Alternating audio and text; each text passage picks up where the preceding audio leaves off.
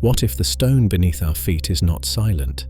What if the very crust of this world still hums with the memory of a much older sea, one that no longer exists in liquid form, but whose ancient tides are still locked in layers of shale and limestone, waiting?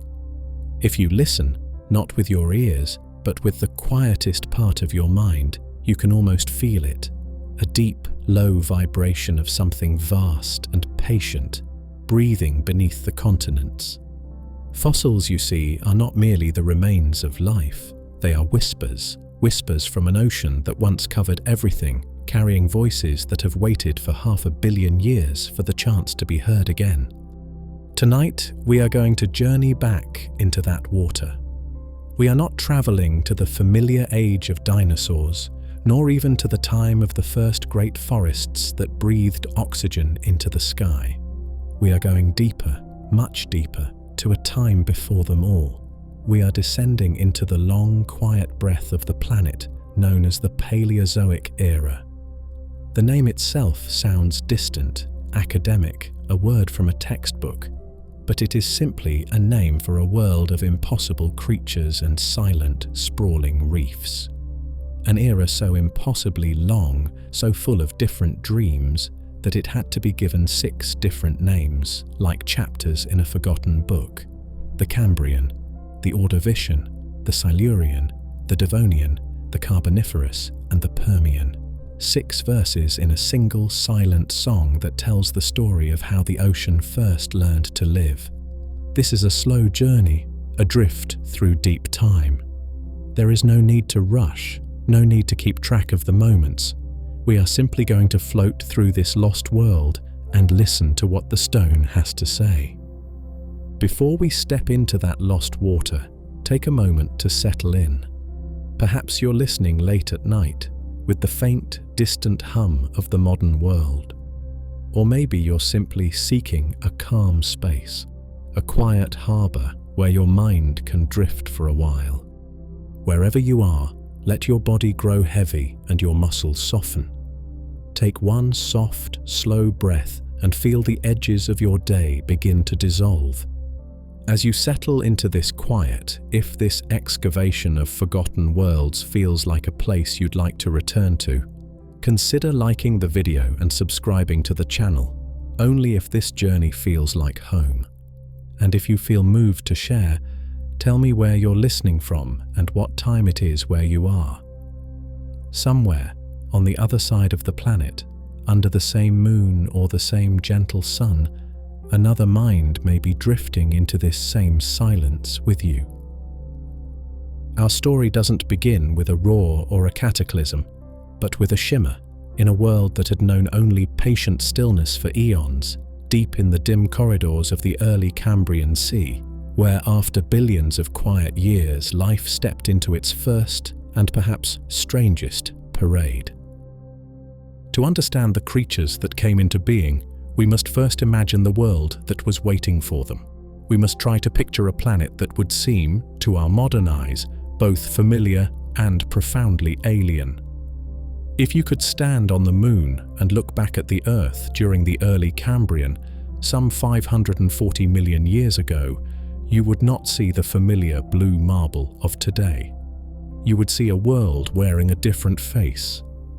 The continents were not in their rightful places. They were ghost continents, immense land masses with unfamiliar names like Laurentia, Siberia, and Baltica, scattered across a vast global ocean. The great supercontinent of Gondwana, a fusion of what would one day become South America, Africa, Australia, Antarctica, and India, sprawled across the southern pole. There was little ice, for the world was warmer then, and because of this warmth, the oceans were higher, spilling far into the hearts of these continents, creating vast, shallow inland seas that stretched for thousands of miles. It was in these warm, luminous, and sheltered waters that life would find its crucible. The sun itself was different, a younger star that shone with a paler, more watery light. The days were shorter, the Earth spinning faster on its axis, and the moon hung larger and closer in the sky, its gravitational pull creating tides of an immense and powerful scale. The atmosphere, too, was a work in progress. It was thinner, poorer in oxygen than the air we breathe now, and the sky it created was likely a hazy, muted blue, perhaps tinted with the pale orange of methane. To breathe its air would have been to smell a world still in the process of becoming, a scent of rock and strange chemistry, an atmosphere still learning how to hold life. But it was the water that held the true secret of this time. The Paleozoic ocean was not the clear, blue and relatively empty ocean of our age. It was a chemical soup, rich in dissolved minerals washed from the barren, lifeless continents. There were no forests or soils on land to hold the rock in place, so every rainstorm sent rivers of sediment and minerals pouring into the sea. The water was thick with calcium, with iron, with phosphates, the very building blocks that life would soon learn to use as armor, as shells, as skeletons, and the seafloor itself was a different world. There were no bright coral reefs, no waving forests of kelp, no clean stretches of white sand. For billions of years, the bottom of the sea had been the exclusive domain of microbes. Imagine endless thick rubbery carpets of bacteria and algae stretching from the coastlines out into the dim twilight of the continental shelves. This was the microbial mat, a living, breathing skin that covered the planet's floor. To touch it would have been to feel a soft, yielding, slightly slimy texture, the texture of life in its simplest, most patient form. For eons, this had been the entire story. The slow, quiet and unchanging reign of the microbe. This was the world that was holding its breath, waiting. And then, in a place we now call the Canadian Rockies, a unique stage was set. Along the coast of the ancient continent of Laurentia, there was a shallow sea, warm and teeming with the new experiments of life. At the edge of a great carbonate reef, not of coral but of algae, was a steep underwater cliff, a wall of stone that dropped sharply into a deep, cold basin of water below. In this deep basin there was almost no oxygen. It was a place of stillness and preservation. Life flourished on the reef above, in the sunlit, oxygen-rich water, but this world was unstable. Periodically, and with no warning, a section of the reef's edge would collapse. It was not a violent, churning avalanche, but a silent, suffocating river of mud. A mudslide that flowed down the underwater cliff and into the breathless basin below. Anything living on that section of the reef, the strange, soft-bodied creatures that crawled and swam there, were swept along with it.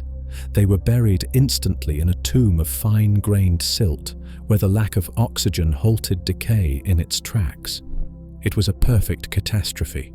A gentle burial so complete that it preserved not just the hard parts, but the ghosts of the soft parts, the delicate antennae, the translucent fins, the faintest impressions of internal organs.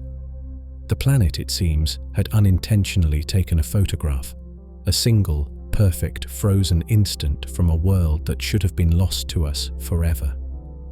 This photograph is what we now call the Burgess Shale. For 500 million years, it waited, compressed into black rock, lifted slowly by the grinding of continents until it rested high in the mountains. And then, one day in 1909, a paleontologist named Charles Doolittle Walcott split open a slab of that shale. And out of the stone stared a creature that no human eye had ever seen before. It was a message in a bottle from an ocean that had long since vanished. The seal was broken. And as he kept splitting the rock, more and more impossible forms emerged from their long sleep. It was clear that this was not just a collection of fossils, it was an invitation to step through the stone and witness the first and strangest parade in the history of life on Earth. What did this parade look like? It was not an explosion in the way we understand the word, not a sound, not a flash of light. It was a silent, sudden and glorious unfurling of complexity. For billions of years, life's sketchbook had contained only the simplest of forms, circles, strands, and thin microbial films. Now, in the Cambrian, it was as if nature had suddenly been given an infinite number of new pencils, new colors, new materials to work with. The pages of the ocean filled with designs so strange, so daring, that they seem less like biology and more like a form of surrealist art.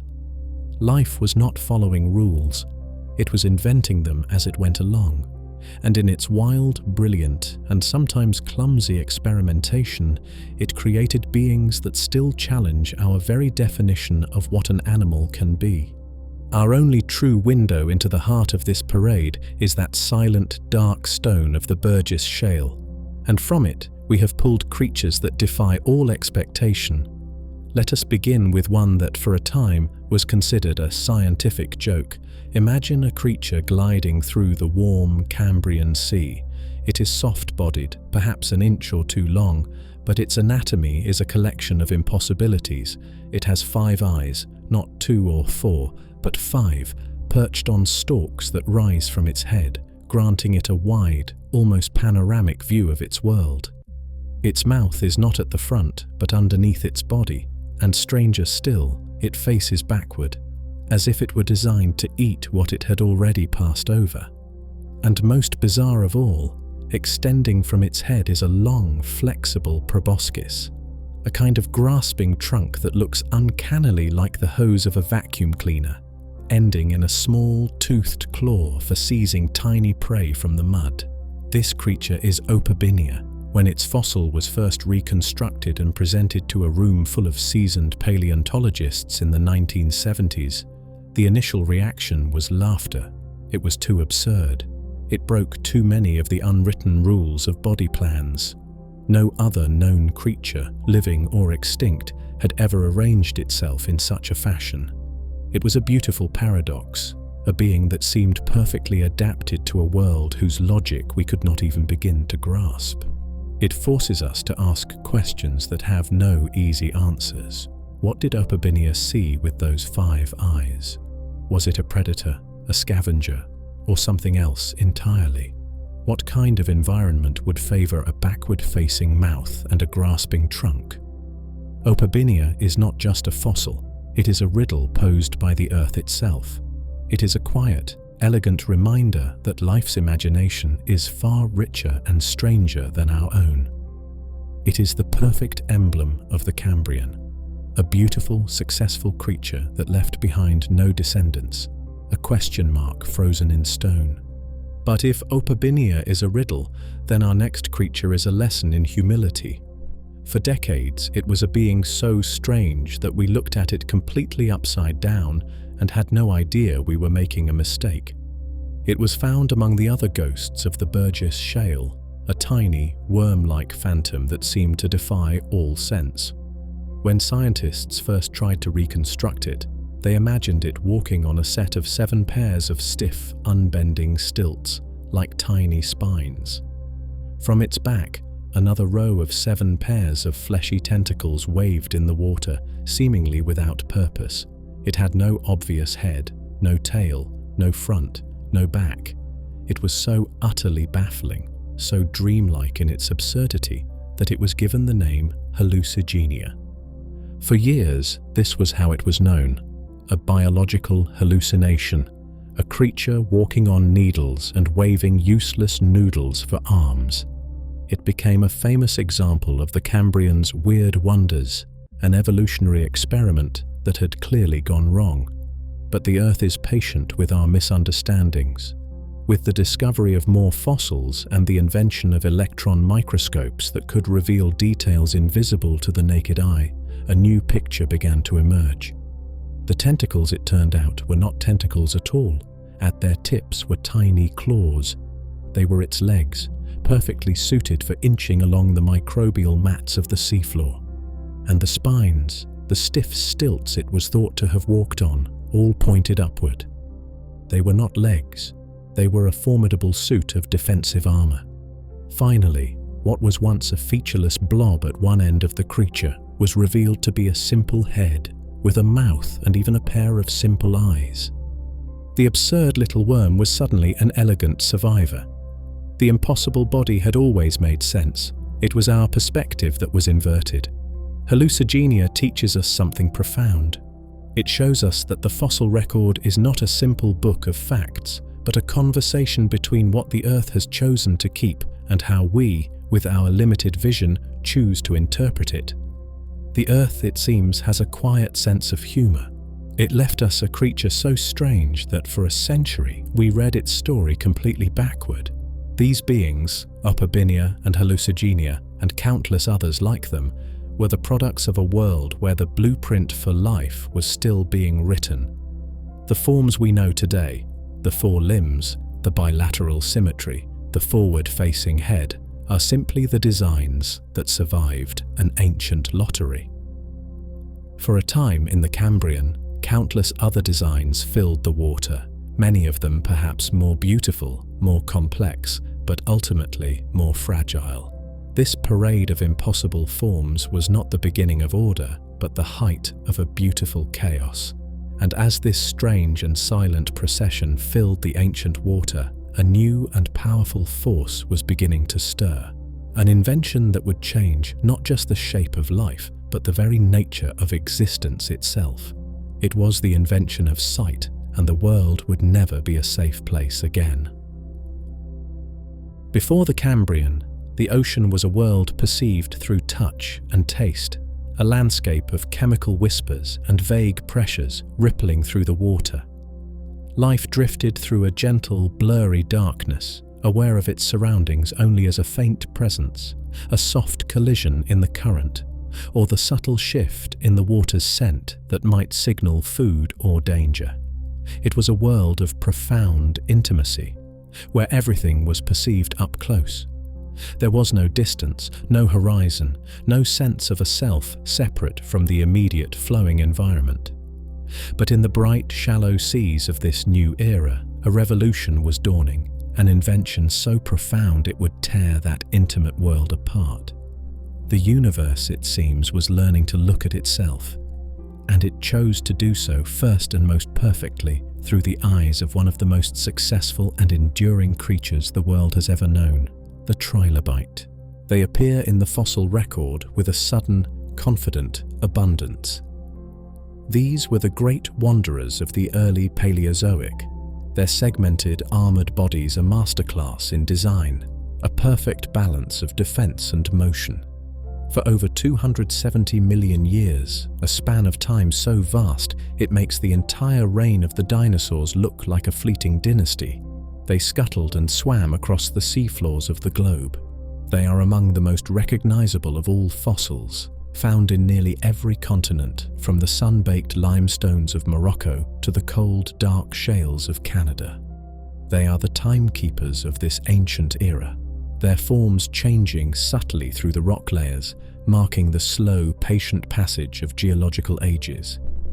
But for all their familiarity, they carried a secret that even today feels almost alien, a piece of technology that seems to have arrived millions of years too soon. The secret was in their gaze. The eye of a trilobite was not made of soft protein and water like our own. It was not a fragile globe of jelly peering out from a protected socket. The trilobite built its eye from the very material of the earth itself. It was made of calcite, pure crystalline calcium carbonate. This is the same mineral that forms the hexagonal columns of a basalt flow, the polished surface of marble, the iridescent sheen on the inside of a seashell. In these ancient creatures, stone itself had learned how to see. Imagine that. Imagine an organ of sight that is also a crystal. Each of their compound eyes was an intricate, beautiful mosaic of tiny hexagonal lenses, sometimes numbering in the hundreds, each a perfect, transparent prism of rock. Unlike our soft lenses, which bend and focus light through their flexibility, the trilobite's lenses were rigid. They could not change shape. And so, evolution had to solve the problem of focus with pure mathematics. The curvature of each tiny crystal lens was calculated with a precision so perfect that it obeyed optical laws that human scientists would only formally describe in the 17th century. Light entered these mineral columns, bending with a flawless geometry that corrected for the distortions of looking through water. Some species evolved eyes that wrapped around their heads, granting them a nearly 360-degree view of their world, leaving no shadow for a predator to hide in. Others, living in the murky depths, developed enormous, sensitive eyes to gather the faintest photons of light. And perhaps most astonishingly, some trilobites possessed complex bifocal vision. Each tiny crystal lens was divided into two parts, each with a different optical property, as if they were wearing a pair of microscopic bifocal glasses. It is as though they had not just discovered sight, but had mastered it, writing the equations of physics into their own living bodies. What does it mean for a world when something so ancient sees with such sophistication? It means the age of innocence is over. The quiet, drifting world of the microbe was gone, replaced by a world of sharp edges, of defined forms, of distance. Sight creates the very concept of here and there. It separates the observer from the observed. For the first time, a creature could see another not as a vague pressure in the water, but as a distinct shape on the horizon. And in that recognition, the modern world of ecology was born, the world of the hunter and the world of the hunted. The trilobite's eye was not just a passive window, it was a tool. It allowed them to find food, to navigate the complex geography of the Cambrian seafloor, and to see rivals. But most importantly, it allowed them to see danger coming. And danger was indeed coming. The very same light that poured through their crystal lenses was also illuminating other creatures, giving rise to new forms of life that used this new sense not for defense, but for aggression. The trilobite's eye, in all its perfection, was a mirror reflecting a world that was becoming, with every passing moment, more and more dangerous. When you hold a trilobite fossil in your hand today, you are holding the oldest preserved gaze in the world. And if you tilt it towards the light, you can sometimes see the faint shimmer of its fossilized lenses. They do not glimmer with life, but with a cold, mathematical precision. It is a disquieting thought, but the same photons of light that are touching your face once passed through those very crystals in a vanished ocean 500 million years ago. In that quiet, impossible exchange, you are connected to the very moment the world first opened its eyes and saw, for the first time, that it was not alone. And in that new, sharp-edged awareness, where every shadow could hide a threat, the most powerful force in the history of life was unleashed, the active, dedicated predator. The eye had created a stage, and now a new kind of actor was about to make its entrance. For a long time, it was a creature that existed only in pieces, a ghost that haunted the fossil record in confusing, disconnected fragments. For decades, paleontologists working with the Burgess shale would find strange, curved, shrimp-like appendages, armored and lined with sharp spines. They were common fossils, but they were always found alone, and no one knew what kind of animal they belonged to. They were given the name Anomalocaris, the abnormal shrimp, and were thought to be the bodies of some strange, headless crustacean. In the very same rocks, scientists would find another recurring fossil, a flat, circular shape with a radiating pattern, resembling a jellyfish. It was given the name Paleozoic, and elsewhere they would find the headless, soft-bodied trunk of some unknown swimming creature. For years, these were three separate, mysterious animals, inhabitants of a world that was still mostly a puzzle. It was only in the 1980s that a researcher working late in his lab noticed something extraordinary. A single large slab of shale contained all three fossils, arranged together in a way that could not be an accident. The abnormal shrimp were not bodies at all. They were the two great grasping arms at the front of a much larger animal. The jellyfish was not a jellyfish. It was the creature's circular, terrifying mouth, and the soft body belonged to them both. In that moment of recognition, the scattered pieces snapped into place, and the true form of the ocean's first great predator finally emerged from the shadows of stone. Anomalocaris was a being of both alien grace and terrible efficiency. Imagine it gliding through the warm Cambrian waters, its body, sometimes reaching over a meter in length, propelled by a series of flexible fins that rippled down its sides in a gentle undulating wave. It did not swim like a fish, it flew through the water, a silent, hovering presence. At its head, two large eyes were mounted on stalks, each a compound eye with thousands of individual lenses, granting it a perception of its world that was sharper and more complex than anything that had come before. It could see in color. It could likely see with a clarity that we can barely imagine. And it was what it saw that guided its purpose. From the front of its head extended those two great appendages, curved and jointed like the limbs of an insect, each segment lined with sharp, wicked spines. They were not legs, they were instruments of capture, capable of snapping shut with speed and precision. And between them, beneath its head, was the mouth.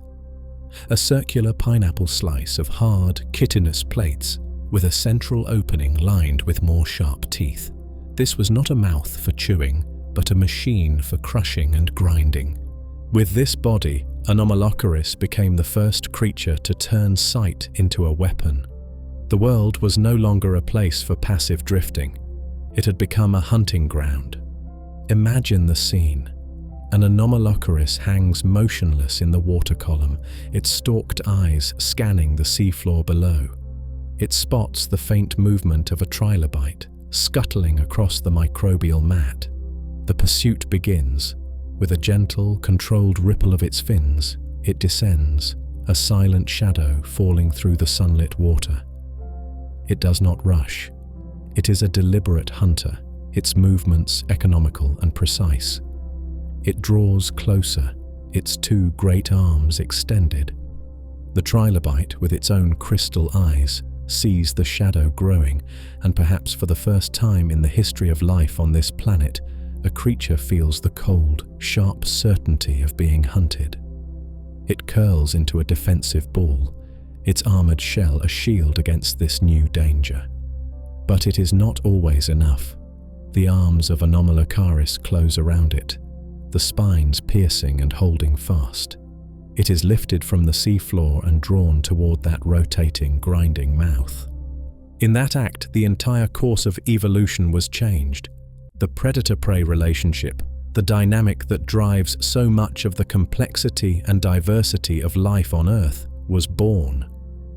Anomalocaris did not just introduce predation, it introduced fear as an evolutionary force.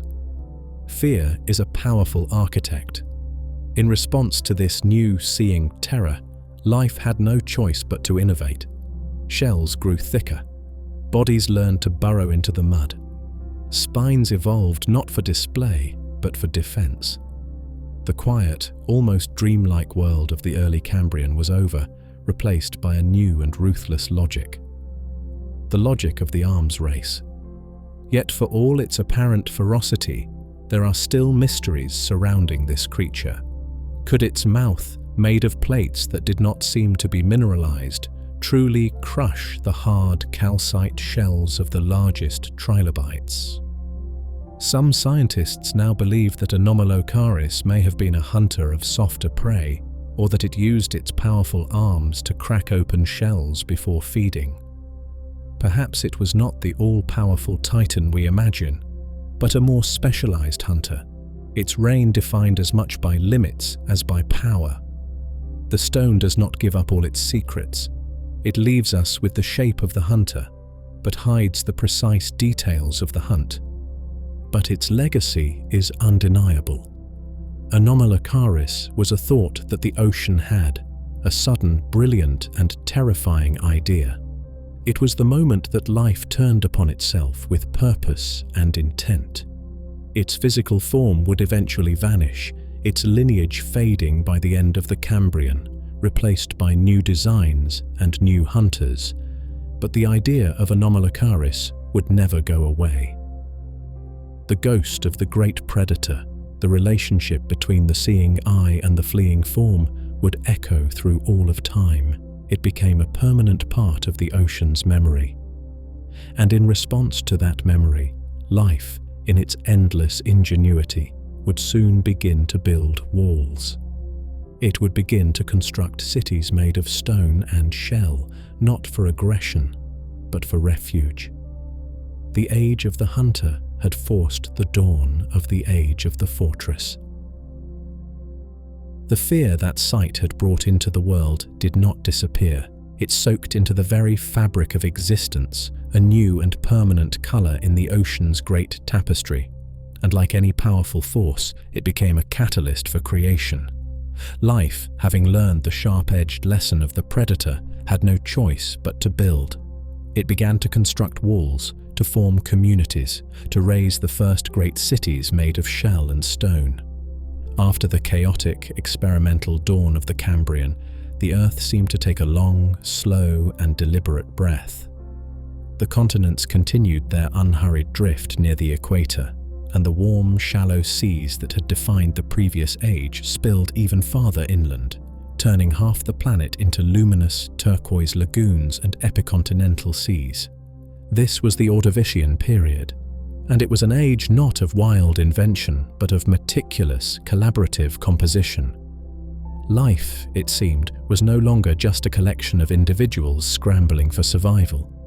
It was becoming an architect, a city planner, a weaver of intricate, interconnected systems, and it built its new world from the most abundant material it had, the dissolved minerals in the water and the remains of its own dead.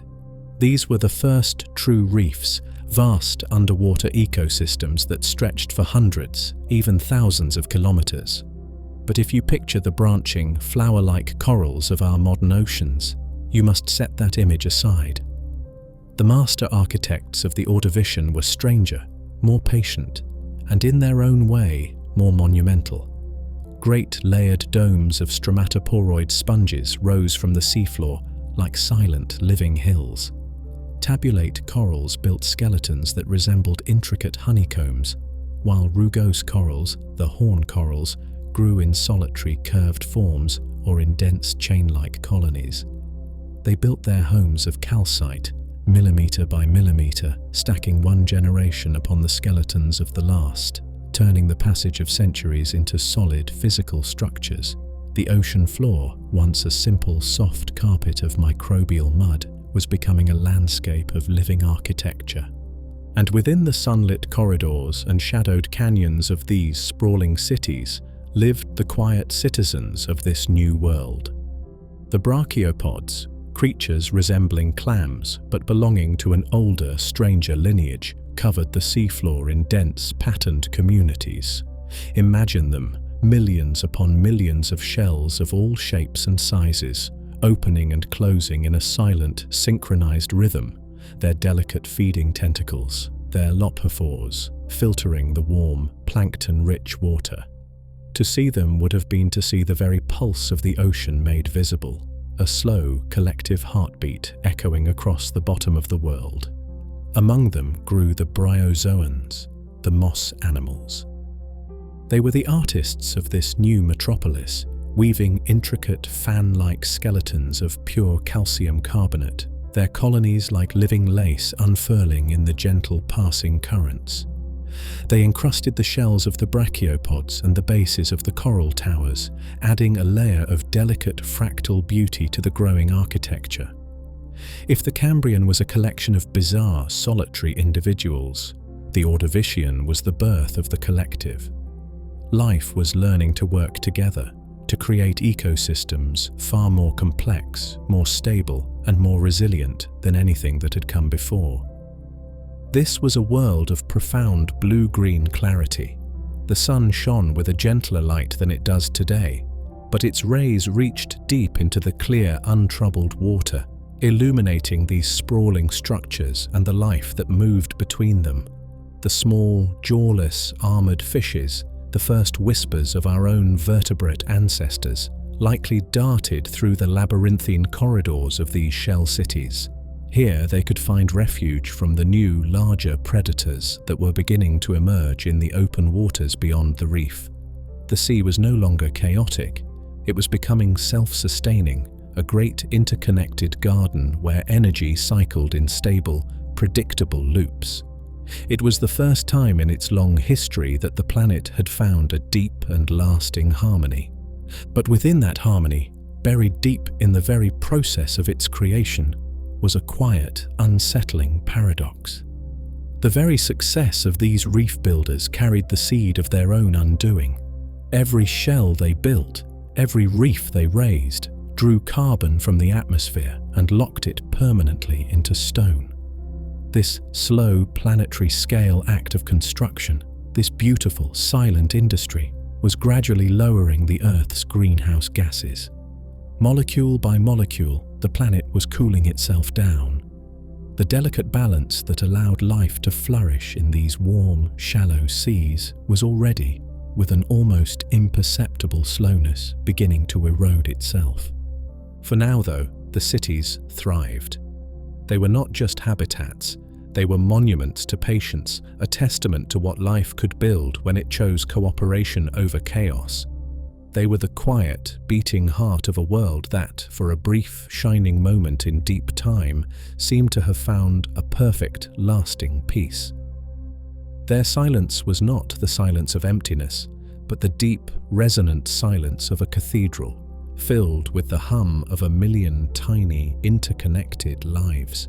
But these silent, beautiful cities were not empty stages. They were the backdrop for a new kind of drama. And moving through the sunlit corridors, casting long shadows across the fields of brachiopods, were new kinds of wanderers. They were giants of a different design, hunters who had mastered the open water, and they were about to bring their own strange and powerful presence into this new world of stone and order. The reef cities were a world of order, a place of walls and communities, of life lived in close, intricate connection. But beyond their sunlit battlements, where the seafloor dropped away into deeper, bluer water, a different kind of kingdom was taking shape. This was the pelagic realm, the open ocean, and it was a world not of architects, but of wanderers. It was here, in the great, empty spaces between the reefs, that a new kind of ruler emerged, a creature that mastered not the art of building, but the art of flight through water. These were the Orthocone cephalopods, early relatives of the squid and the nautilus, and they were the first true kings of the void. To see one would have been to witness a form of life that seemed to defy the very laws of the sea. Imagine them, not swimming horizontally, but drifting upright through the water column, their long, straight, conical shells pointing down toward the unseen deep like ivory pillars or the spires of a drowned cathedral. They were ghosts in the Ordovician machine. Some were small, no larger than a finger, darting through the plankton clouds. But others, like the immense Endocaris, were true giants, their chambered shells reaching lengths of nearly 10 meters, longer than any modern squid. They would have glided through the water with an unnerving, silent grace, moving not with the frantic beat of fins, but with a kind of serene and thoughtful purpose. They were masters of buoyancy, the first creatures to truly conquer the vertical dimension of the ocean. Within their long, tapering shells, they were meticulous engineers. As they grew, they built a series of internal chambers, each sealed off from the last by a thin wall of shell. A delicate living tube called a siphuncle ran through these chambers, allowing the orthocone to regulate the gas and fluid within them. By subtly changing this balance, they could adjust their position in the water, rising and falling with an almost imperceptible effort. They did not swim so much as hover, suspended between the sunlit world of the reefs and the endless, crushing dark below. From the open end of their shell, a soft, intelligent head emerged, crowned with a ring of grasping tentacles and two large, complex eyes. These were not the crystal eyes of the trilobite, built for passive defense. These were the eyes of a dedicated hunter, sharp and focused, capable of perceiving depth, distance and motion with a clarity that was new to the world. And from this vantage point, hanging motionless in the blue-green stillness, they watched. They were the lonely, patient observers of this ancient ocean, their great eyes scanning the intricate life of the reefs below, waiting. When one of these silent giants hunted, it was with a startling, almost shocking swiftness. After moments, or perhaps hours, of perfect stillness, it would choose its target. A trilobite scuttling on the seafloor, a school of jawless fish darting past. Then, with a powerful contraction of the muscles within its body, it would expel a jet of water from a fleshy funnel. The force would launch its immense body forward, a living torpedo of shell and hunger. In this sudden, violent act of propulsion, the fundamental principle of rocketry was born, not in fire and air, but in water and flesh. Its tentacles, which had been held in a neat cone, would unfurl in an instant, grasping the prey and drawing it back toward a sharp, beak-like mouth hidden within the wreath of arms. This was not the brute, chaotic force of an Anomalocaris. This was predation as a form of quiet, cold calculation. The long stillness followed by the precise, explosive strike. It spoke of a new kind of mind stirring in the deep. The Orthocones were solitary creatures. They did not hunt in packs or live in communities. Their intelligence, it seems, was born of this profound loneliness, a mind sharpened by the need for strategy in the vast, empty spaces of the open sea. What must it have been like to be such a creature? To spend a long life drifting alone through a silent world, your thoughts the only company, your existence a slow, vertical dance between light and abyss. The reign of these straight-shelled giants was long and successful.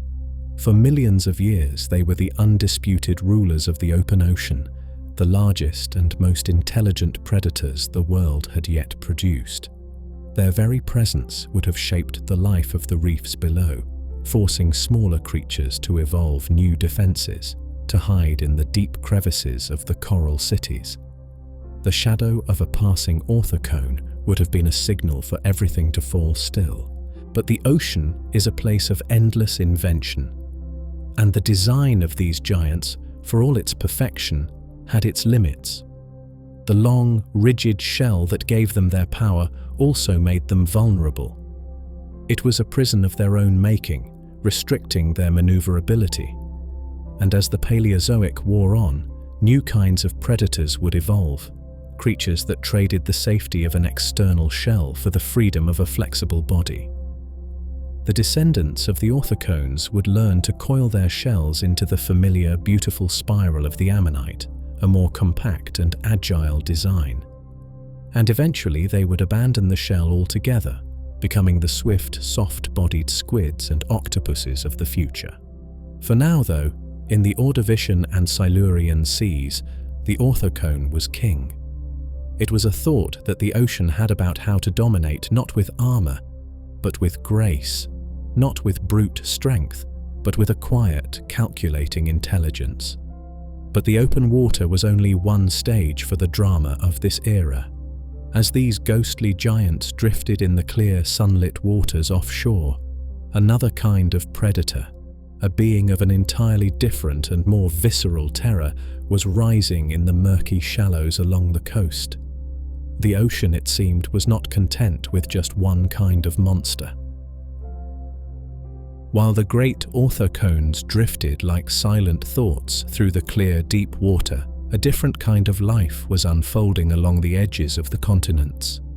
Here, in the shallow, muddy estuaries where fresh water from the barren land met the salt of the sea, the world was a thick, cloudy soup of silt and decaying matter. This was not a realm of elegant, open space pursuit. It was a world of close-quarter survival, of things that crawled and burrowed and ambushed from the mud. And in this murky, primordial cradle, another kind of predator was rising to power. If the Orthocones were ghosts, these were monsters, forged not from grace, but from armor and chitin and a kind of brutal mechanical perfection. These were the Eurypterids, the sea scorpions. They were not true scorpions, not spiders, not anything that we have a familiar name for. They were something older, a lineage of arthropods that found their destiny in these coastal waters, becoming the undisputed apex predators of the shallows. Their bodies were masterpieces of alien engineering, a long, segmented abdomen, tapering to a flat, paddle-like tail for swimming or a sharp, menacing spine. A solid, shield-like carapace protecting their head, from which stared two large, crescent-shaped compound eyes, perfectly designed for spotting movement in the low, cloudy light of the estuaries. And from beneath this armored head sprouted a terrifying array of jointed limbs, each with a specialized purpose. Some were slender walking legs for crawling with a slow, deliberate gait across the muddy bottom. Others were broad, flattened paddles that could propel them through the water with surprising speed. And at the very front, a pair of great, grasping pincers, sometimes serrated, sometimes studded with sharp spines, ready to snatch and crush. They came in all sizes. Many were no larger than a modern crayfish, scuttling through the detritus, scavenging and hunting small trilobites. But some were giants. The largest of them, like Pterygotus, could grow to be over 2 meters long, making them the largest arthropods the Earth has ever known.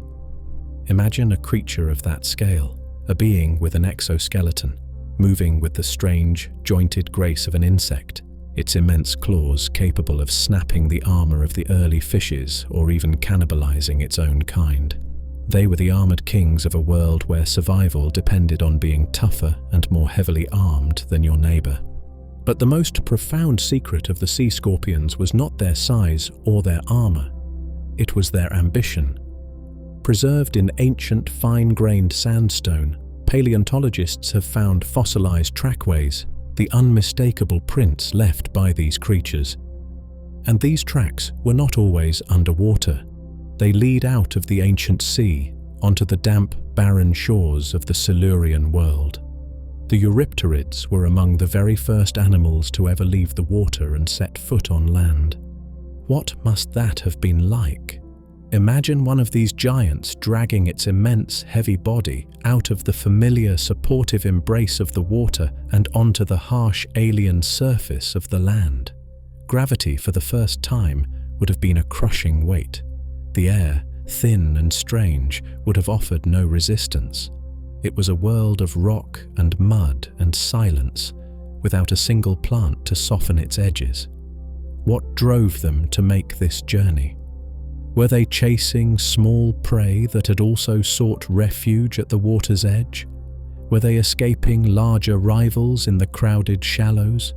Or were they perhaps seeking safe, quiet places on the shore to lay their eggs, away from the dangers of the sea? We will never know for sure, but in those hesitant, dragging footprints, the great epic conquest of the continents was being rehearsed by creatures that seemed to be forged from the stuff of nightmares. And so, the oceans of the Ordovician and Silurian were ruled by a strange and powerful duality. In the clear, open waters, the intelligent, ghost-like orthocones drifted in their silent, vertical processions, masters of the three-dimensional void. And in the murky shallows, in the borderlands between the sea and a world not yet ready for life, the monstrous, armored sea scorpions prowled. They were two different philosophies of dominance, two perfect solutions to the problem of predation. One built on grace and strategic thought, the other on brute force and impenetrable armor. They were the undisputed kings of their time, but their reign, like all reigns, was a temporary one.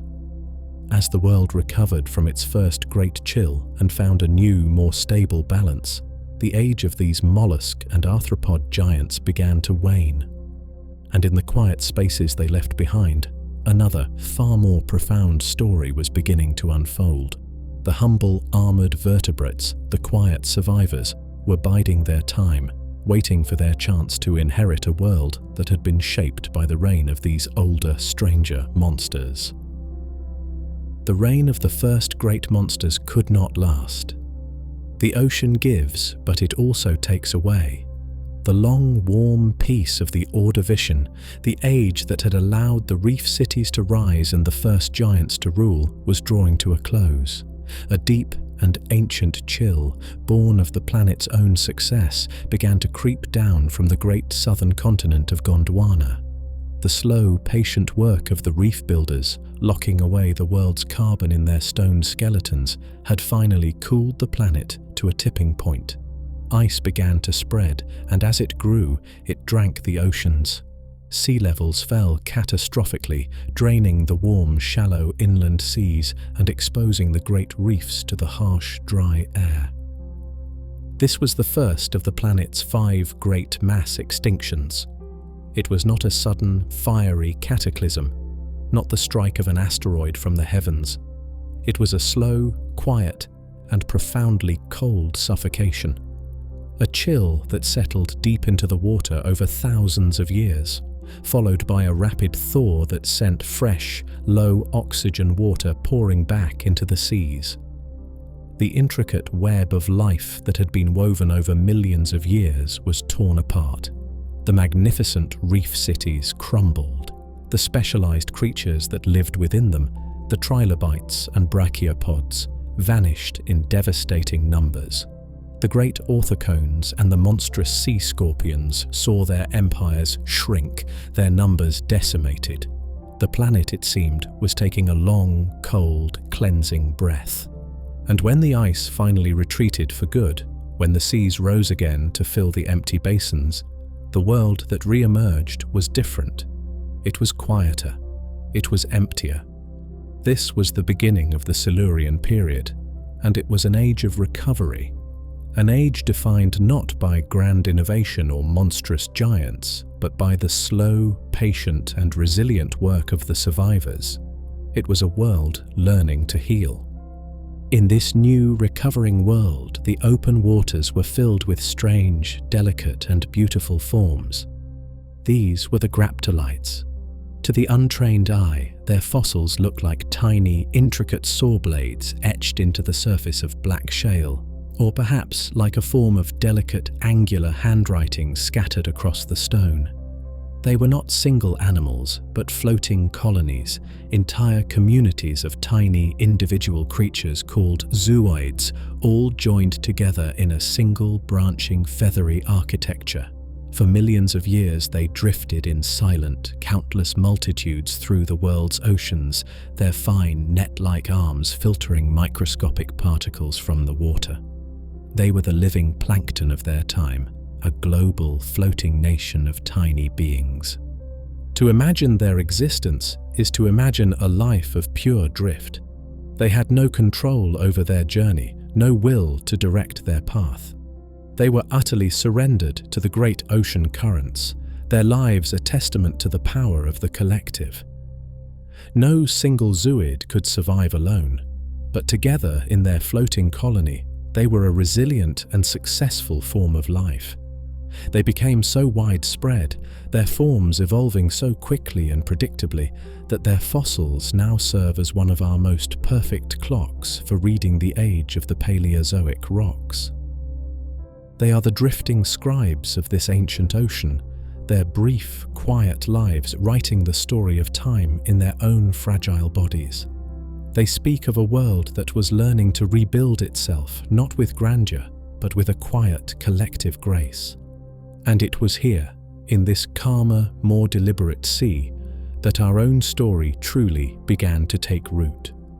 Hiding in the shadows of the recovering smaller reefs, hugging the seafloor and burrowing in the soft mud, were creatures that carried within them the most profound secret in the history of life. They were small, often clumsy, and almost always heavily armored. They still had no jaws, only simple, circular mouths for sucking up algae and detritus from the sediment. These were the ostracoderms, the shell-skinned fishes, the quiet, unassuming survivors of the Great Extinction. They were the first true vertebrates, and they were our ancestors. To look at them is to see not a hero, but a creature defined by caution. Their bodies were encased in plates of solid bone, a heavy, cumbersome defense against the eurypterids and cephalopods that still prowled these recovering waters. Some, like Cephalaspis, had great crescent-shaped head shields that covered the entire front of their bodies, with eyes perched on top to watch for danger from above as they fed. Their movements were likely slow, their heavy armor a prison as much as a defense, their lives spent in the humble pursuit of scavenging in the shadows.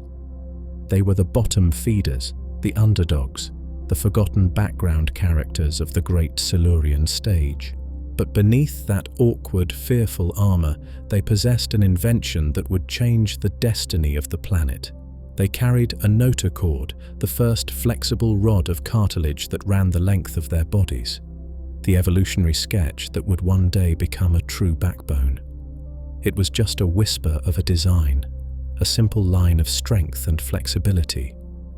But in that simple line, the entire future of the vertebrate world was held in quiet potential. The skull, the spine, the articulated limbs, the hidden architecture of every fish, amphibian, reptile, dinosaur, bird, and mammal that would ever live. It all began here, in these small, mud-grubbing creatures that spent their lives trying not to be seen. Bone, it seems, was first invented not for aggression, but for fear. Our skeleton began not as a weapon, but as a shield, and for millions of years our ancestors remained in the background of the great oceanic stage. They were a quiet promise, a design waiting for its moment to be realized. The Silurian Sea was a museum of patience, a cathedral of quiet resilience. The survivors of the Great Chill had rebuilt a world of balance, a world of grazers and scavengers and a few remaining giants. But this balance, this gentle peace, was a temporary one. The world of toothless mouths and quiet filter feeding was an interlude, not a destination. Evolution, having recovered its strength, was about to make its next great violent leap. Somewhere among those humble, armored fishes, a revolutionary mutation was stirring in the gill arches near the mouth. The quiet age was about to be shattered, not by a change in the climate, but by a change in anatomy. The jaw was about to be invented, and with it, the age of fear would give way to the age of the bite. The peace of the Silurian was a fragile one, a world rebuilt on the foundations of caution and defense. Life had wrapped itself in shells and bone, its primary instinct to endure, to hide, to wait. But evolution is not a patient force. In the quiet, hidden spaces of anatomy, in the intricate architecture of the gill arches that pulsed with the rhythm of breathing, a new and terrible idea was taking shape. It was not a grand, external change in the world's climate, but a small, internal shift in the architecture of the body, and it would unravel everything. The jaw was about to be invented, and with it, the long, quiet age of fear would give way to the age of the bite. It was perhaps an accident, a mutation in the genes that governed the first pair of cartilaginous rods supporting the gills. They stiffened, they hinged, they became a frame not for breathing but for gripping. And in that simple, revolutionary motion, the ability to close down, to hold fast, the entire philosophy of the ocean was rewritten. Before this moment, a mouth was a passive thing, a simple opening for filtering water or sucking mud. Now it had become an instrument of will. It could grasp, it could crush, it could tear. The mouth had found its anger. This was the dawn of the Devonian period, the great age of fishes, and the first true kings of this new, more violent world were the placoderms, the plate-skinned fishes. They were the direct descendants of the humble, jawless ostracoderms, but they were transformed, their ancient armor now paired with a devastating new weapon. They were no longer just living fortresses, designed for defense. They had become living tanks, built for assault. Imagine them, moving through the vibrant, sunlit waters of the Devonian seas. Their heads and torsos were sheathed in thick, interlocking plates of solid bone, a suit of natural armor so complete it left almost no vulnerability.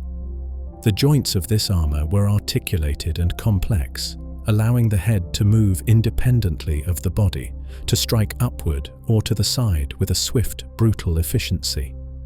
Their eyes, once perched passively on top of a head designed for feeding on the bottom, now moved to the front, granting them the sharp, stereoscopic vision of a dedicated hunter. But behind this impenetrable fortress, their design spoke of a new speed and agility. The rest of their body was unarmored, muscular and flexible, ending in a powerful tail that could propel them through the water in short, explosive bursts. This was a creature of two worlds, an unstoppable force at the front and a powerful engine at the back. They were the perfect marriage of defense and offense, and with their new jaws, they remade the world in their own image. The Devonian Ocean was not the quiet, recovering sea of the Silurian. It was a stage for a relentless arms race. The gentle dance of the earlier era was over, replaced by a constant, dynamic tension between the crushing jaw and the evolving shield.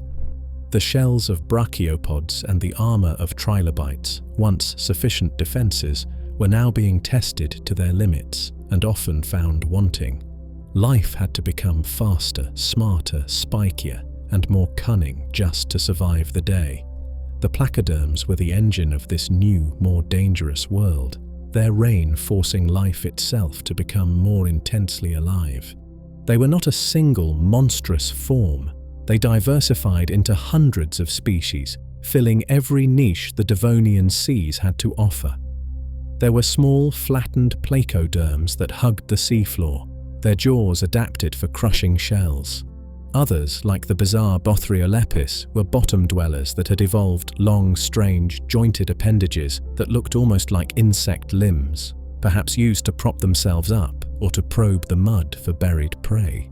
They were a dynasty, a vast and successful family of armored hunters that ruled the planet's waters for 70 million years. They were the first true kings from our own vertebrate lineage. The long, quiet reign of the arthropods and mollusks was finally over. The whisper of a backbone had found its voice, and that voice was the sound of shearing bone. But this was only the beginning of their story. This new design, this perfect fusion of armor and aggression, was destined to produce a masterpiece. Among the hundreds of placoderm forms that swam in these ancient seas, one would rise to become the absolute apex, the ultimate expression of the age of the bite. It was a creature of such terrifying and beautiful power that its shadow would fall across the entire Devonian world, a living guillotine that would become the very symbol of the ocean's new and brutal chapter. Among all the experiments in armor and aggression that the Devonian seas produced, one form would rise to become the absolute embodiment of this new and brutal philosophy. It was the dynasty's masterpiece, the culmination of 70 million years of evolution dedicated to the perfection of the bite. It was a creature of such profound and terrible power that its very presence would have changed the quality of the light in the water, a living shadow that fell across the entire Devonian world. This was Dunkleosteus.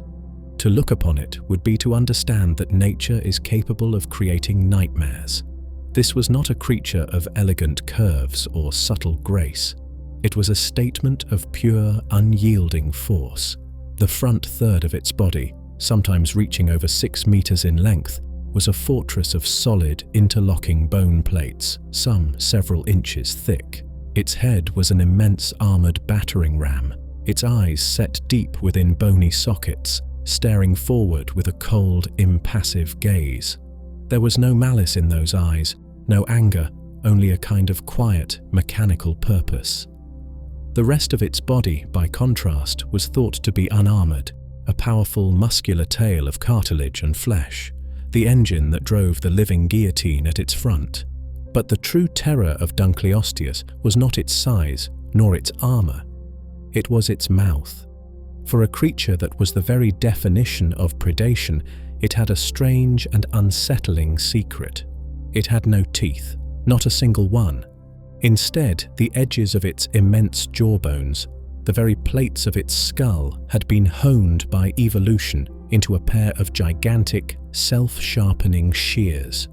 The upper and lower blades were like two pieces of sharpened flint, and each time the creature closed its mouth, they slid against one another, sharpening themselves with a precise, grinding contact. It was a weapon that maintained itself, a set of knives that never grew dull, and the power behind those blades was almost beyond comprehension. Modern biomechanical studies of its skull, with its complex 4-bar linkage mechanism, suggest that Dunkleosteus could open and close its mouth in less than a 50th of a second. The motion was so fast that it would have created a powerful vacuum, a pocket of void that sucked its prey directly into the shearing maw. The bite itself was one of the most powerful in the history of life on Earth, strong enough to shear through the thickest shells, to cleave the armor of other placoderms, to slice a primitive shark in two with a single thoughtless snap. This was not just a bite, it was a physical event, a localized implosion of water and force. Imagine the scene. The sunlit waters of a Devonian reef, teeming with smaller armored fish and the first, cautious sharks. And then, a change in the water, a deep, slow movement in the blue haze at the edge of sight. The shadow detaches itself from the background. It is Dunkleosteus. It does not rush. It moves with a slow, deliberate confidence, its great armored head a vision of implacable intent. It glides closer, its unblinking eyes fixed on its target. There is no chase, no struggle. There is only a sudden, almost instantaneous lunge. The mouth opens and shuts in a blur of motion. There is a dull, percussive crunch that travels through the water, and then only silence. The shadow turns, and with a slow, powerful beat of its tail, glides back into the blue from which it came. This creature was the undisputed ruler of its world. There was nothing in the seas that could challenge it, nothing that could threaten it. The fossil record tells a chilling story about its dominion. In the dark shales where its bones are found, paleontologists sometimes find the armored plates of smaller plecoderms, marked with the unmistakable shearing grooves of a Dunkleosteus bite. The only true rival to this creature, it seems, was its own kind. The ocean had created a hunter so perfect that its ultimate prey was itself. For millions of years, this shadow reigned. It was the culmination of the plecoderm design, the final word in the long evolutionary argument of armor and jaws. But like all reigns built on such extreme specialization, it was a fragile one. The very armor that made it invincible also made it heavy and slow to change. It was a creature perfectly adapted to a specific world, a specific climate, a specific chemistry of the sea. And that world was already beginning to change around it. The Devonian was a period of great upheaval, of fluctuating oxygen levels and shifting continents. The dynasty of the placoderms, for all its power, was a brittle one. Their fortress of bone would eventually become their coffin. But before the silence fell, before this magnificent monster vanished forever, its presence defined the character of its age. It was a world that lived in the shadow of the guillotine. And yet, an ocean's story is never told by its kings alone. Even as Dunkleosteus patrolled the open waters, casting its long shadow over everything, another quieter story was unfolding in the spaces it left behind. In the deep, swaying meadows of the seafloor and in the shallow, muddy lagoons, other forms of life were dreaming of a future that had nothing to do with armor and nothing to do with the bite. They were dreaming of a world beyond the water itself. The story of an ocean, like the story of a life, is never told by its violence alone. To truly understand the Devonian, we must leave the shadow of the guillotine behind. We must sink deeper, past the sunlit battlegrounds where the armored kings held their brutal court, and descend into a world of profound and silent beauty.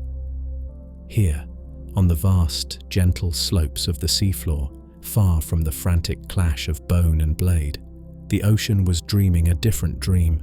It was a dream of stillness, of grace, of a forest made not of wood but of stone and living flesh. These were the crinoid gardens, and they were, perhaps, the most beautiful and serene ecosystems the Earth has ever produced. Imagine them, stretching for miles in every direction, a swaying, spectral meadow covering the continental shelves. The crinoids, the sea lilies, were creatures of an almost impossible delicacy, their forms a perfect expression of nature's artistry. From the seafloor rose a long, slender stem, a column built from hundreds of small, star-shaped discs of calcite stacked one upon another like a string of intricate beads. This stem, sometimes meters in length, anchored them to the seabed, a fragile tether to the world. And at its top, a crown of feathery arms unfurled, branching and dividing into a network of living lace, catching the faint, milky light that filtered down from the world above. They were not plants, though they looked like flowers from another world. They were animals, ancient relatives of the starfish and the sea urchin. Their feathery arms, covered in tiny, sticky tube feet, were a net woven to capture the endless, invisible rain of microscopic life that drifted through the water. Their existence was a slow, silent, and unending dance, a gesture of pure receptivity. To have drifted through one of these gardens would have been like floating through a forest in a dream. Its trees made of pale, translucent stone, its leaves 1,000 waving arms of living lace, all swaying in perfect, silent unison to the rhythm of currents older than memory. This was a world of profound and cathedral-like peace. The crushing jaws of Dunkleosteus were a distant thunder, a rumour from the violent world above. Here, the only sound was the soft hydraulic whisper of water moving through millions upon millions of feathery arms.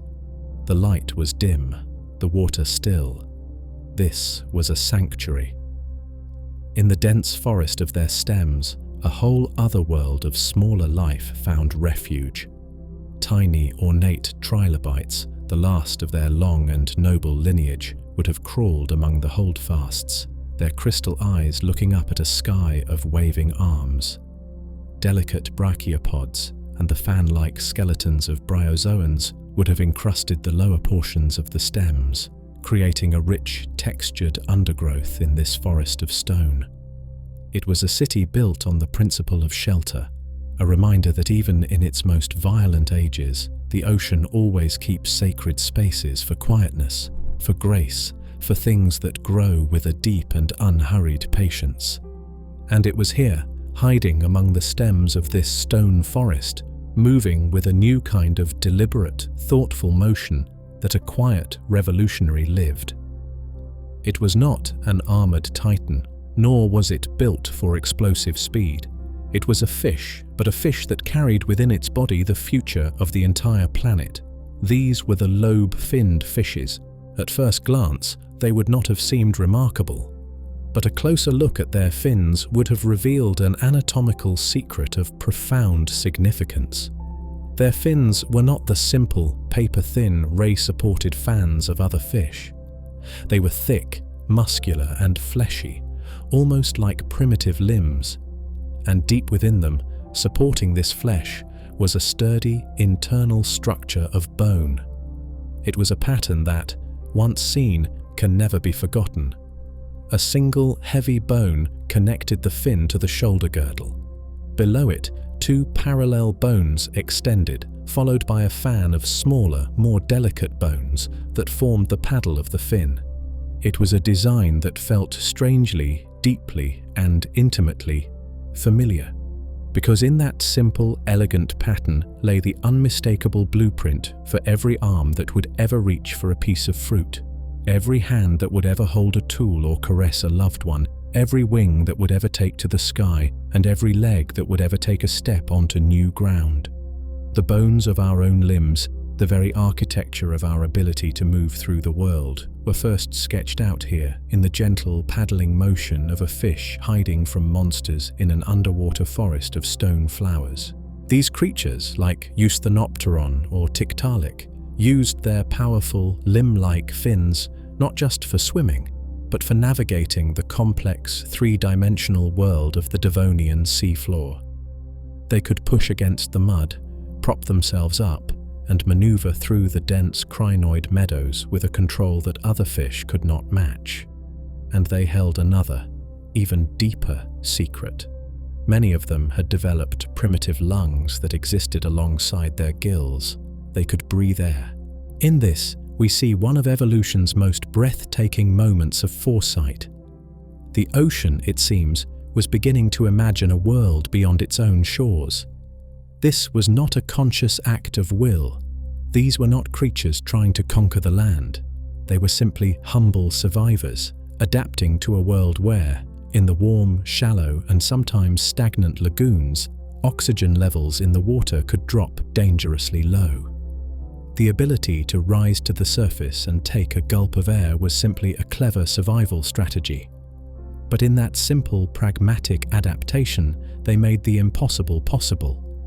The lung was not just an organ, it was a promise of a different kind of breath, a different kind of world. The lobe fin was not just a paddle, it was a limb in waiting. These were the first quiet thoughts of leaving home. They carried the memory of the deep water in their blood, and now, the dream of the dry land in their bones. As they moved with their slow, deliberate power through the silent, swaying meadows of stone, they represented a turning point in the story of life. The ocean, in all its terrible and beautiful power, had produced a creature that was already looking beyond it, a creature that was beginning to dream of the horizon. And in that dream, the next great chapter of life on Earth was quietly being conceived. But while the lobe-finned fishes dreamt of a world beyond the water, their muscular fins pushing against the muddy bottoms of lagoons, the ocean itself was not yet finished with its own dreams. The great age of the placoderms was fading, and the seas entered a long, strange afternoon that stretched across the Carboniferous and into the Permian. This was not a time of revolutionary new body plans, but of refinement, of specialization, of life taking the forms it had already mastered and pushing them to their most bizarre and beautiful extremes. It was as if the ocean, knowing its long Paleozoic chapter was drawing to a slow, inevitable close, decided to fill its final pages with its most peculiar and unforgettable creations. This was the age of the last experiments. The first of these new forms was a whisper of mathematics in the water. The descendants of the great, straight-shelled orthocones had finally learned a new secret. They had learned to coil. These were the first true ammonoids, and they brought a new kind of geometry to the sea. Their shells, unlike the simple cones of their ancestors, wound inward in a perfect logarithmic spiral, a form that mathematicians would one day call the golden mean. It is the same spiral found in the arms of a distant galaxy, in the unfurling of a fern frond, in the heart of a hurricane. The ocean, it seems, had discovered sacred geometry long before any mind existed to give it a name. This new design was not just beautiful, it was efficient.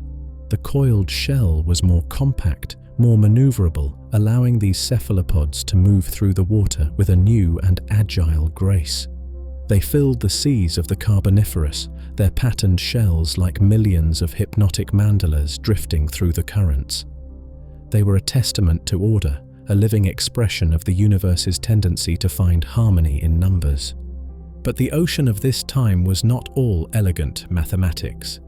It was also a place of deep and murky shadows. The vast coal swamps on land poured tannins and sediment into the coastal waters, turning them the color of weak tea.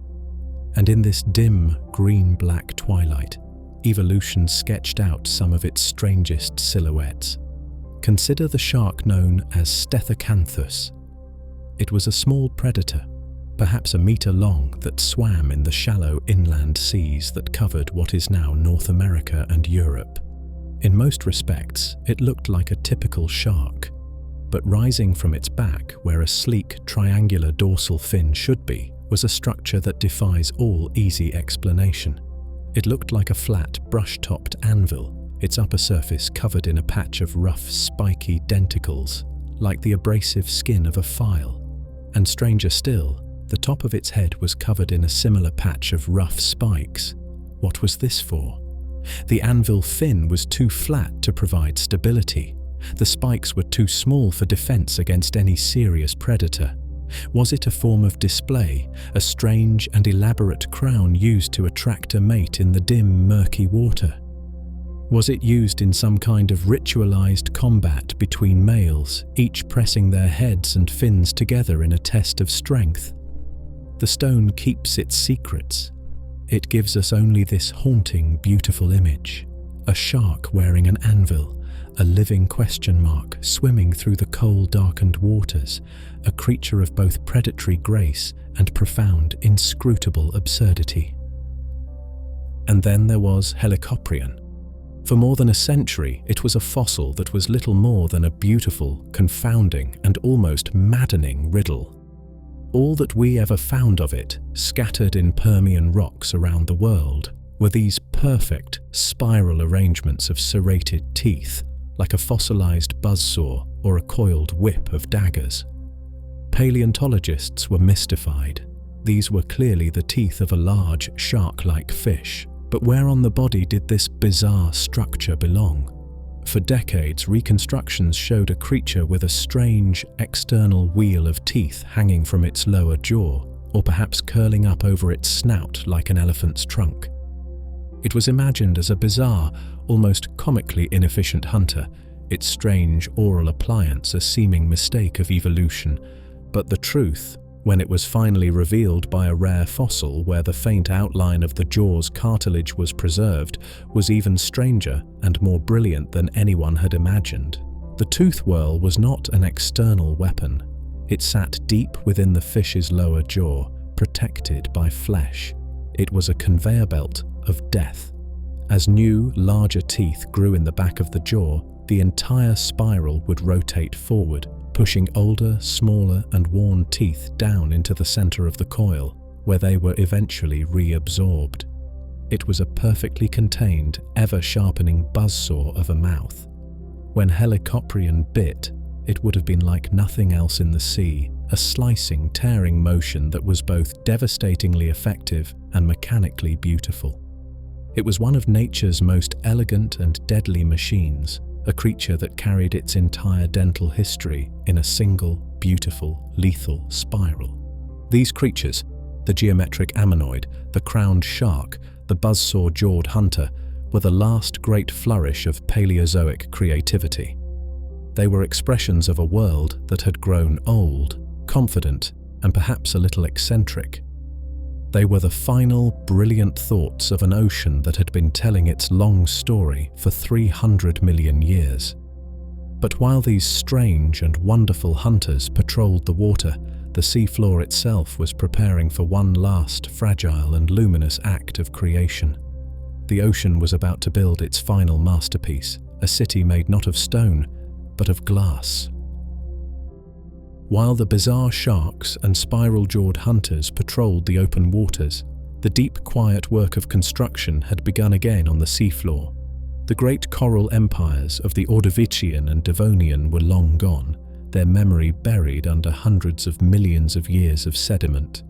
For a time, the ocean had forgotten how to build on a grand scale. But now, in the final act of the Paleozoic, the Permian period, one last and perhaps most beautiful experiment in silent architecture took place.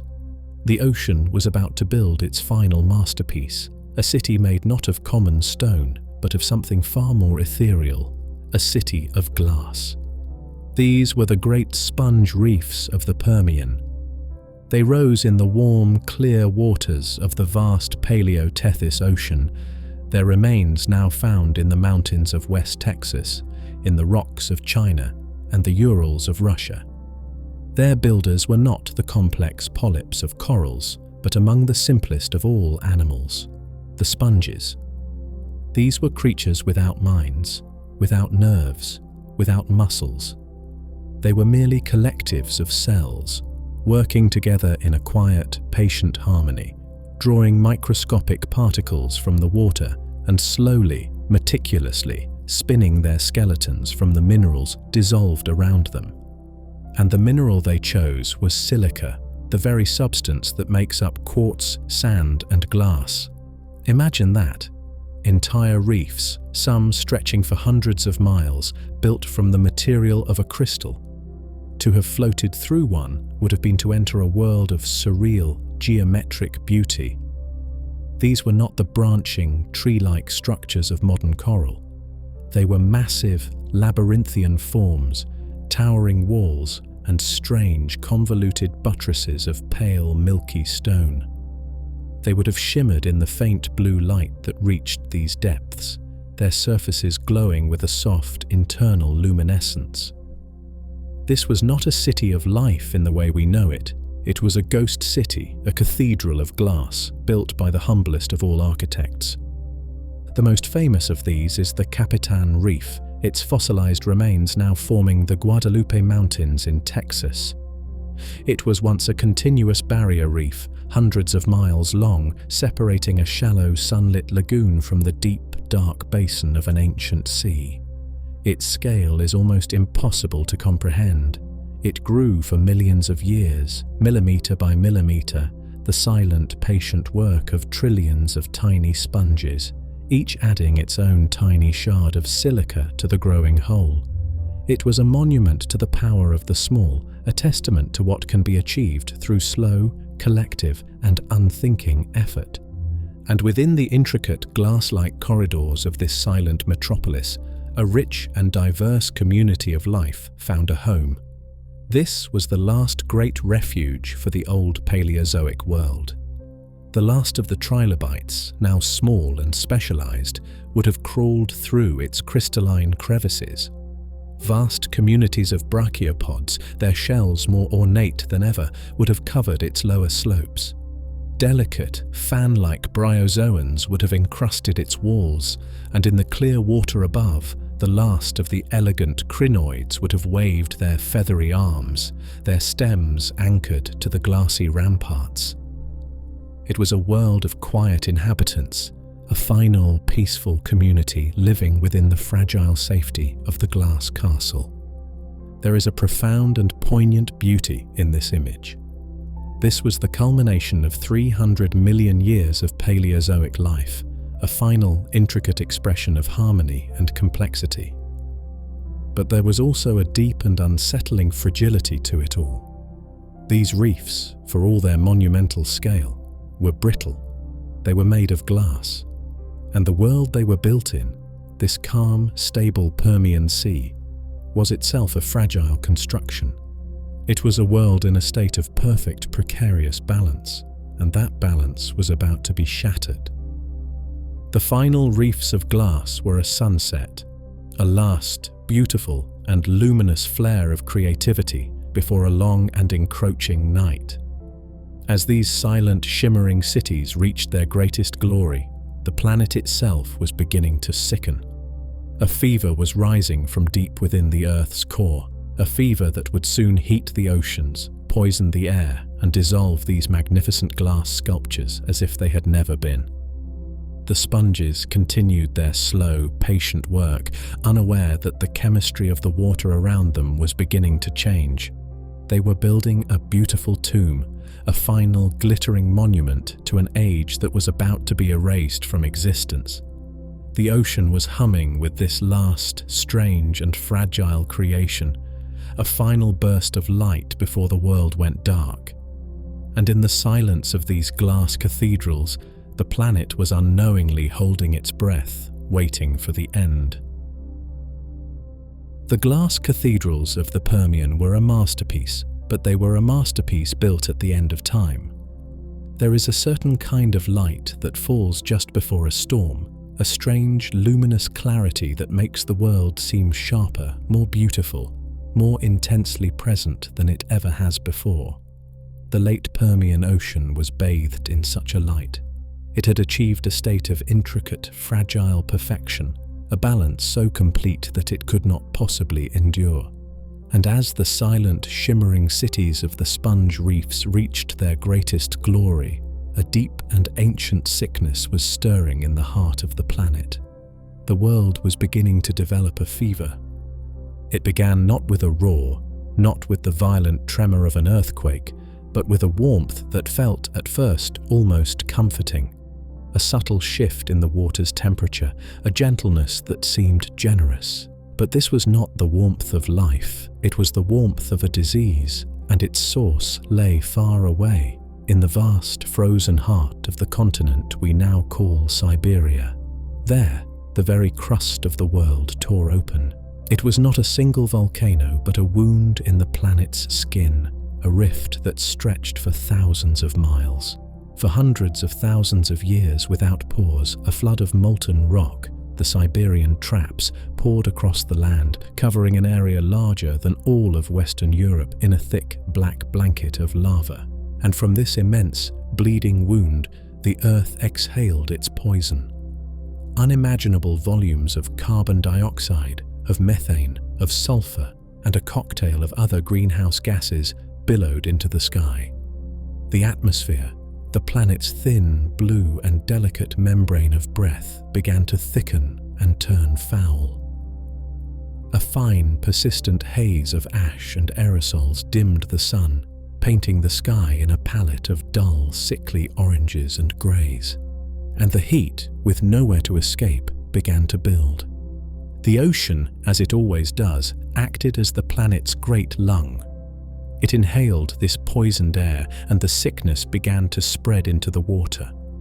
The first symptom was a change in its very nature. The ocean, which had for so long been the great provider of minerals for building shells, became a thief. The excess carbon dioxide dissolved in the water, forming carbonic acid. The sea grew corrosive. Imagine being a brachiopod, a crinoid, a delicate ammonoid. The very water that gave you life, the water from which you drew the calcium to build your home, your armor, yourself, was now subtly, relentlessly dissolving you. In the fossil record, the story is written with a chilling clarity.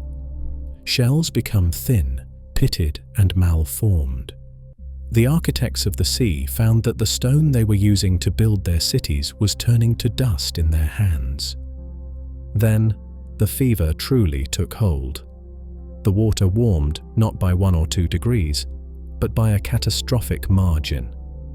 The comfortable warmth of the tropical lagoons began to feel sluggish, heavy, like a fever that will not break. And warm water holds a terrible secret. It cannot hold its breath for long. As the temperature rose, the amount of dissolved oxygen in the oceans began to plummet. And then, the very heart of the planet's circulatory system failed. The great global currents, those invisible rivers that carry cold, oxygen-rich water from the poles down into the abyss and then cycle nutrients back up to the surface, faltered. They slowed. And then they stopped. The world's oceans no longer moved. The great unified body of water that had connected all life for eons became stratified, breaking apart into layers of profound and horrifying isolation. On top, a thin, shallow, and brutally hot layer of water still touched the poisoned sky. It was a scalding, sun-baked desert where life struggled to survive, and below it, a vast, motionless, and ever-deepening abyss of black, anoxic water. It was a world without breath. Life was now trapped in a prison of its own making. Any creature that needed oxygen was caught between a burning, acidic surface and a suffocating, silent darkness. There was nowhere to go. In the rock layers from this time, the story of the world turns from colorful limestone to the deep, monotonous black of shale.